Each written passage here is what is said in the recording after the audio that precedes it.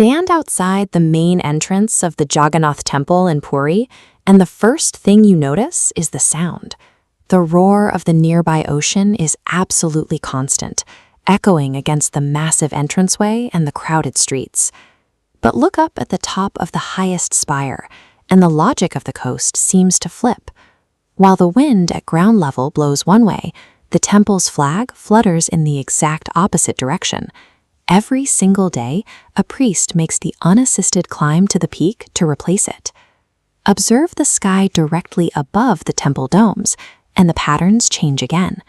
In a region where birds are a constant presence, the air directly over the spire remains empty, and flight paths are steered away from the temple's vertical space. The most immediate shift happens at the Lion's Gate. The exact moment you step across the threshold and into the temple grounds, the sound of the ocean is cut off entirely. It only returns when you step back out onto the street. For the millions who visit, these details aren't just coincidences. They are the defining traits of a site that operates by its own set of rules. To understand why this structure exists at all, we have to look back centuries to a dense coastal forest, a strangely glowing piece of wood, and a king's dream. Long before the stone temple was built, the eastern coast of India was a landscape of dense jungle. It was here that King Indradyumna, a devotee of Lord Vishnu, sought a physical connection to the divine. Following a dream in which a voice told him a manifestation of the Lord was hidden by the sea, the king launched an expedition to find it. His scouts eventually found a neem tree that seemed to stand apart from the rest of the forest. Local accounts suggested it emitted a faint glow, signaling it was the sacred material the king had been searching for. The king brought the wood to his palace and issued a decree. He would reward any sculptor who could transform this sacred timber into a deity. An elderly sculptor eventually arrived with a singular demand.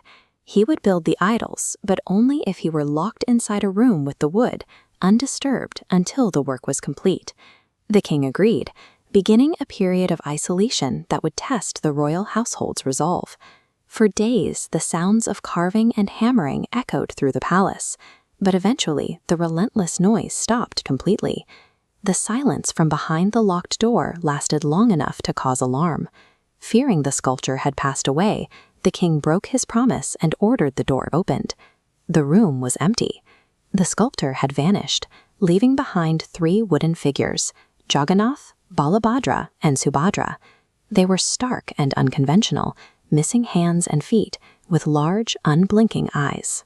The king was initially distraught, but a divine voice revealed that the sculptor was Vishvakarma, the architect of the gods.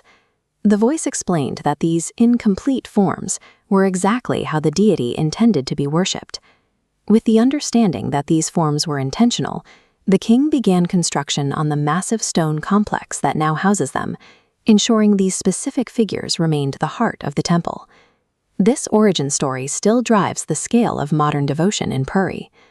During the annual Rath Yatra, millions of people gather to watch as the deities are brought out of the temple. They are placed on these colossal wooden chariots, built fresh each year.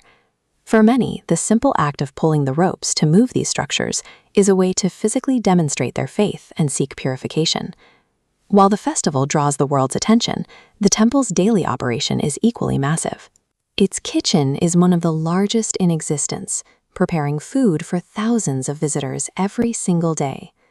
The cooking process follows a unique pattern. Clay pots are stacked on top of one another over a wood fire. Instead of the heat cooking the bottom pot first, it is the highest pot in the stack that finishes first, with the heat working its way down pot by pot.